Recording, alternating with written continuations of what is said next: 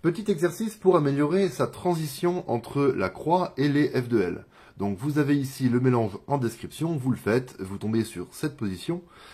Ici on a la verte qui est résolue, la rouge qui est très simple, la orange qui est très simple, la bleue qui est ici. Donc on comprend que c'est un très bon mélange, donc on va vouloir absolument prévoir sa première paire. Ici, la première chose que j'ai pensé, c'était de faire L pour mettre la rouge, puis d'RD pour mettre la bleue, hein, en faisant D', je mets la bleue et D pour tout ramener au bon endroit. La orange aura été déplacée ici, donc j'aurai plus qu'à faire un R pour la mettre. Maintenant, si je fais ça, qu'est-ce qu'on peut suivre comme pièce? Première chose, le coin là, avec l'arête là, l'arête elle va partir ici, elle bougera plus, mais le coin, alors D', RD, R, le coin il sera là, il sera tout en bas, l'arête ici, elle sera là, donc on aura un coin en bas, une arête dans le deuxième étage, c'est même pas la peine. Ça, je l'ai vite fait regarder, mais au feeling, j'ai compris que c'était pas possible. Donc, en une demi-seconde, j'ai compris que c'était pas ma première paire.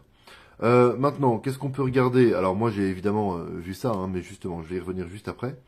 Qu'est-ce qu'on peut regarder? On peut regarder cette arête-là, parce qu'a priori, elle ne bougera pas. Le coin sera ici. Le coin est ici, pardon. Donc, d'RD, ça ne touche pas. Le dernier R l'amène ici.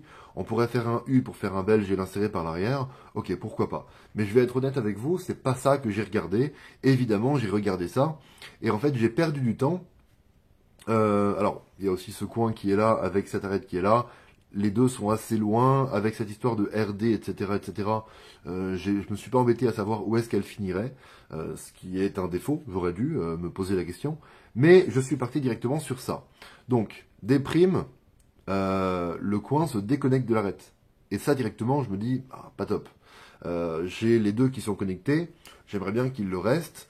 Surtout que si j'ai ce genre de choses qui se retrouvent sur la face du haut, bah, c'est quand même globalement pas mal, hein.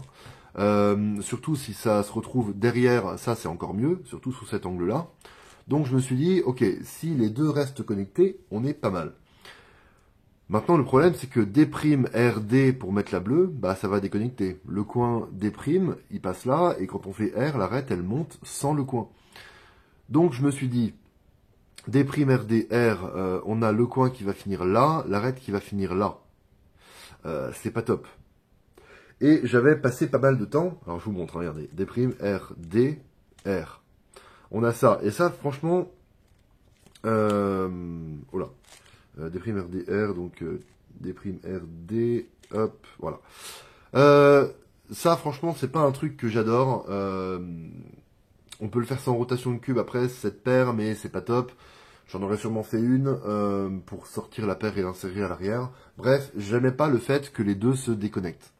Donc, comme j'avais passé beaucoup de temps là-dessus, je me suis dit, ok, mais je fais juste les mouvements dans un autre ordre. Et ça, c'est un truc vraiment important. Ce mélange-là, c'est pas le mélange le plus incroyable pour illustrer ça, mais c'est quand même intéressant pour illustrer justement ce truc-là.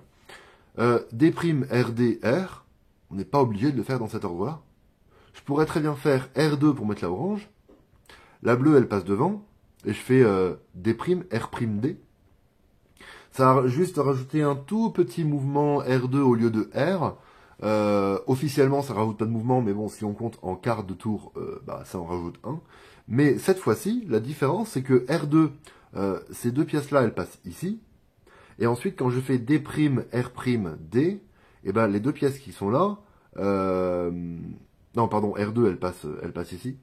Et les deux pièces qui sont là, hop, elles rebasculent sur la face du haut. Donc, c'est directement ce que j'ai fait.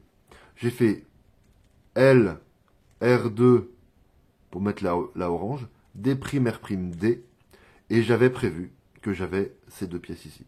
Donc, je les résous comme ça, sachant que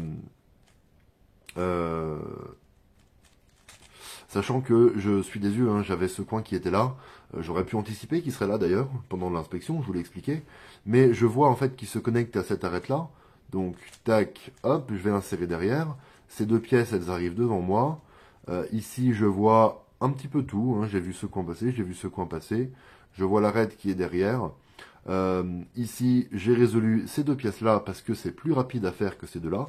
Donc j'ai fait un espèce de sexy U' et j'ai inséré avec des F. Et comme j'ai vu l'arête partir, j'ai fait U en poussant avec l'index de la main gauche pour me retrouver dans ce cas-là, faire un double sexy. Fat Sun par l'arrière, U et ma PLLA avec U2 en AUF. Donc voilà, un petit mélange sympa. Ce genre de vidéos, j'aime beaucoup les faire parce que ça me demande juste un mélange et des choses à dire. Donc n'hésitez pas à me dire ce que vous en pensez et surtout retenez bien ce truc-là. Une fois que vous avez prévu votre croix, si vous n'arrivez pas à avoir une première paire dont vous êtes entièrement satisfait directement, essayez de réfléchir au fait que potentiellement il peut y avoir